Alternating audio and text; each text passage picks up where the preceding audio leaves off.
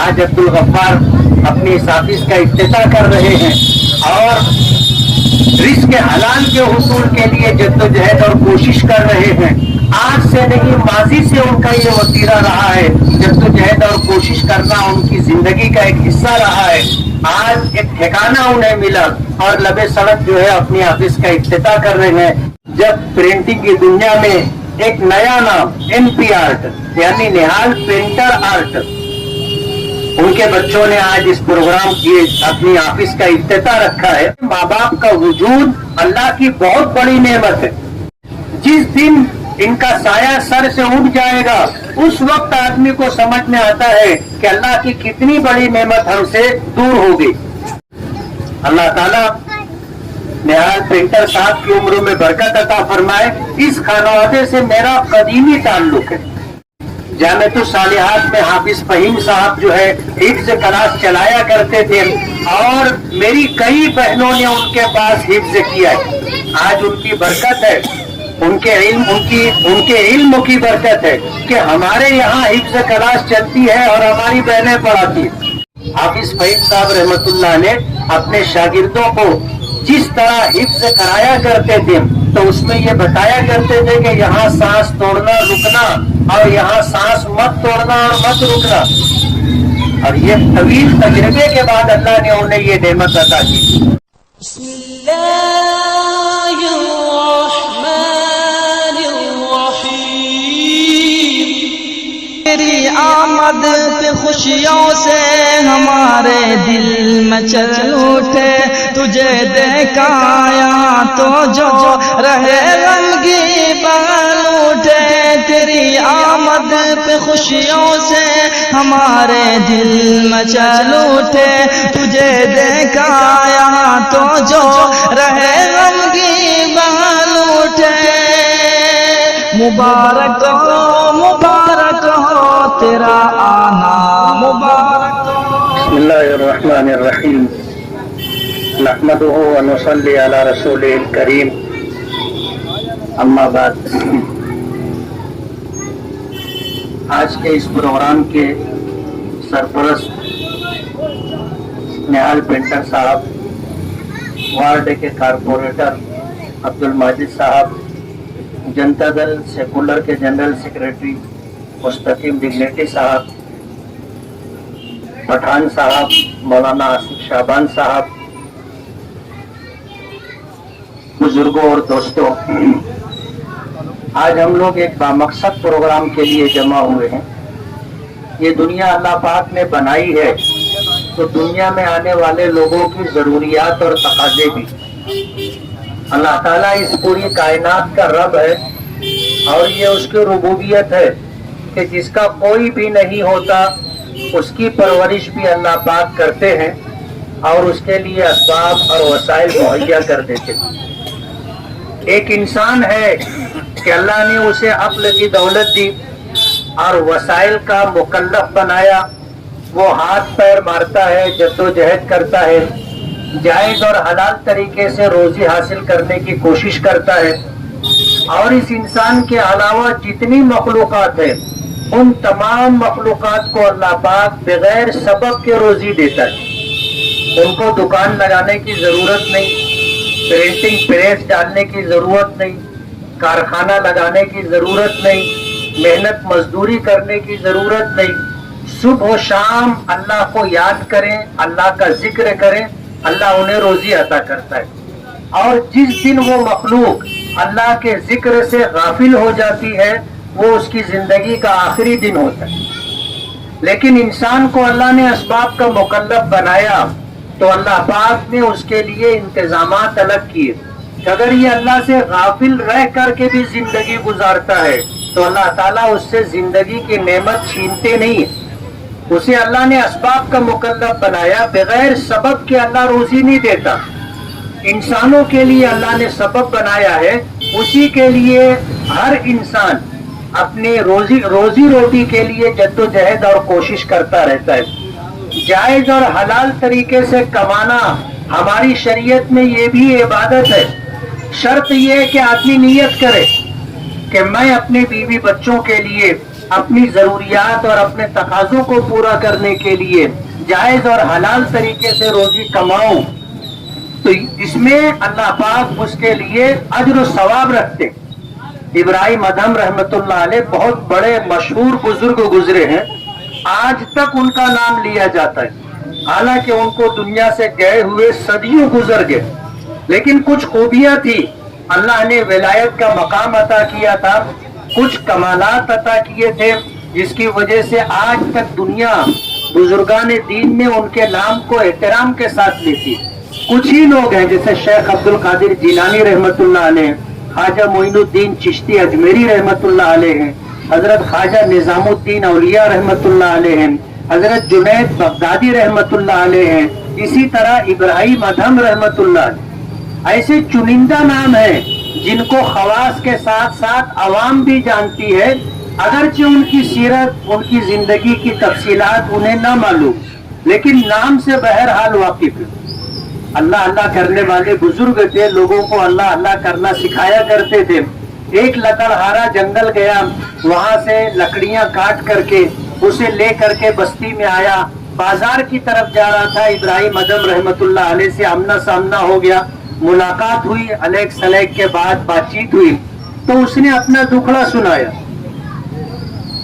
میں صبح سویرے سے جاتا ہوں, جنگل جنگل بھٹکتا ہوں, سوکھی لکڑی تلاش کرتا ہوں, اور پھر اسے کاٹ کر کے گٹھر بنا کر کے سر پہ رکھ کر کے لے کر آتا ہوں, اور پھر اسے بازار میں بیچتا ہوں, تو جو 2 پیسے ملتے ہیں اس سے اپنی اور اپنے گھر والوں کی ضرورت پوری کرتا ہوں. ہم لوگوں کے پاس کہاں وقت ہے کہ ہم لوگ آپ کی طرح اللہ اللہ کریں. ابراہیم ادھم رحمت اللہ علیہ نے فرمایا کہ تم 5 وقت کی نماز پڑھتے ہو, رمضان کے روزے رکھتے ہو, اپنے اہل و عیال کے لیے جدوجہد کوشش کر کے جو کچھ تم کماتے ہو, اس پر جو تمہیں اجر و ثواب ملتا ہے وہ اجر و ثواب تم لے لو, اور میں جو 24 گھنٹہ یا 24 گھنٹے میں سے کچھ وقت اپنے آرام کے علاوہ اللہ اللہ کرتا ہوں, اللہ اللہ کرواتا ہوں, اس پر جو اجر و ثواب ملتا ہے وہ تم لے لو. کیا یہ سودا کرو گے؟ حلال طریقے سے محنت کر کے کمانا اور اپنی اور اپنے اہل و عیال کی ضرورت پوری کرنا, ہماری شریعت نے اسے بھی عبادت کا درجہ دیا ہے اور اس پر اجر و ثواب ہے.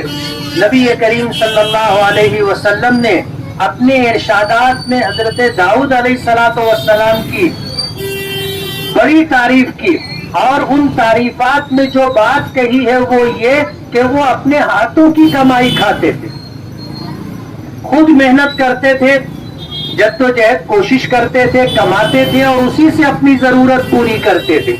اپنے ہاتھوں کی کمائی سے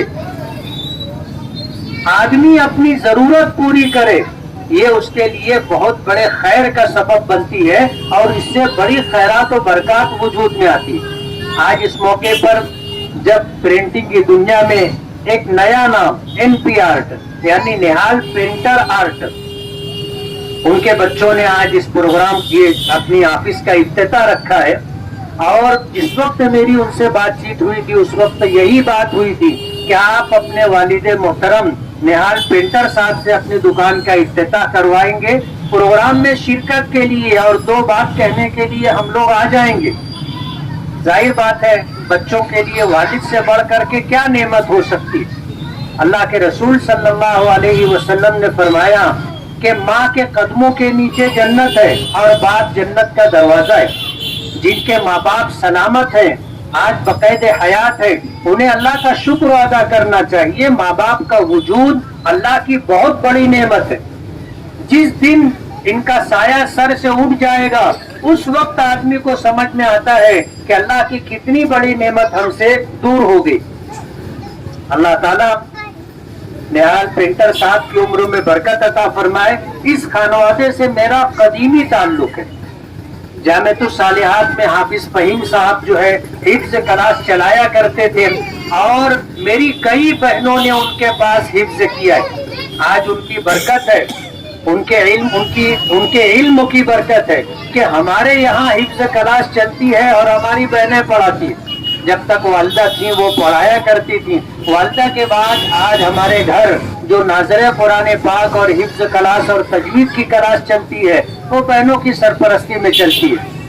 حافظ فہیم صاحب رحمت اللہ علیہ، اللہ ان کے درجات کو بلند فرمائے، مانے گاؤں کی ان ہستیوں میں سے تھے کہ جنہیں قرآن پاک ایسا یاد تھا کہ انہیں متشابہ نہیں لگتا تھا، اور وہ اپنے شاگردوں کو بھی اس طرح تیار کیا کرتے تھے کہ قرآن کریم پڑھنے میں، زبانی پڑھنے میں انہیں متشابہ نہیں لگتا تھا۔ میں بھی حافظ ہوں، تو میں نے حافظ صاحب سے ملاقات کی، اور ملاقات کر کے یہ گر کی بات میں نے جاننی چاہی کہ حافظ صاحب آپ کو بھی متشابہ نہیں لگتا اور آپ کے شاگردوں کو بھی متشابہ نہیں لگتا، وجہ؟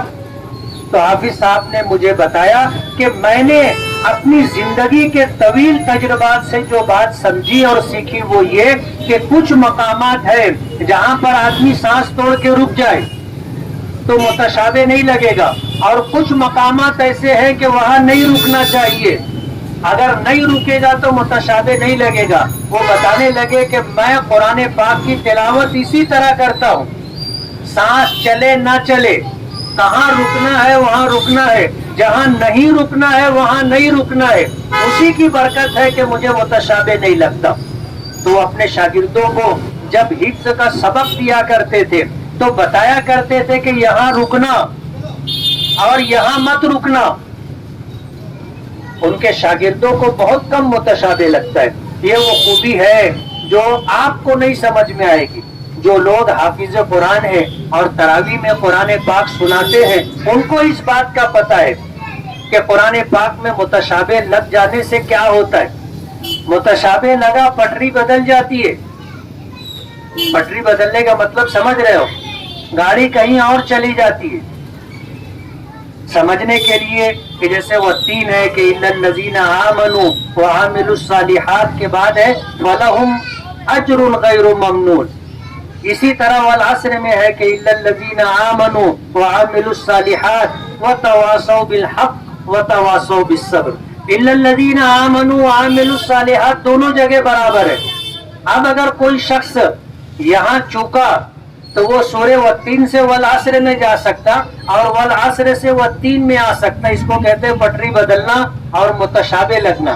حافظ فہیم صاحب رحمت اللہ علیہ اپنے شاگردوں کو جس طرح حفظ کرایا کرتے تھے تو اس میں یہ بتایا کرتے تھے کہ یہاں سانس توڑنا رکنا اور یہاں سانس مت توڑنا اور مت رکنا، اور یہ طویل تجربے کے بعد اللہ نے انہیں یہ نعمت عطا کی۔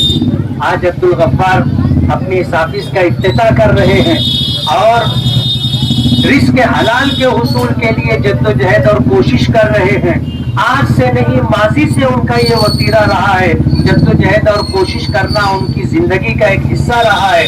آج ایک ٹھکانہ انہیں ملا اور لبے سڑک جو ہے اپنی آفس کا افتتاح کر رہے ہیں، جہاں وزٹنگ کارڈ ہے، بل بک ہے، ڈیجیٹل بورڈ ہے، اسکول آئی ڈی کارڈ ہے، اور اسی طرح تعام تعاون ٹکٹ ہے، کیری بیگ پرنٹ ہے، بسری ڈائری ہے، لیبل ہے، اور اسی طرح اسٹیکر ہے، سپاس نامہ وغیرہ ہے، مدرسے کی سند وغیرہ ہے۔ یہ ساری چیزیں یہ چھاپیں گے۔ جن لوگوں کو ان چیزوں کی ضرورت ہے وہ ان سے رابطہ کریں اور اپنی ضرورتیں پوری کریں۔ آج اس موقع پر جمعہ کا دن ہے، عصر کے بعد کا مبارک وقت ہے، بابرکت وقت ہے۔ ایسے وقت میں اپنے کام کا آغاز کر رہے ہیں اور اپنے والد محترم کے ہاتھوں سے اس آفس کا افتتاح ہوگا۔ میں دل کی گہرائیوں سے مبارکباد دیتا ہوں اور دعا ہے کہ اللہ تعالیٰ حصول رزق کے اس راستے میں انہیں کامیابی و کامرانی عطا فرمائے، اور جن امیدوں اور توقعات کے ساتھ اپنی اس آفس کا افتتاح اور اپنے اس کاروبار کا آغاز کر رہے ہیں، اللہ تعالیٰ اس میں خوب خیر و برکت عطا فرمائے۔ وآخر دعوانا الحمد للہ رب العالمین۔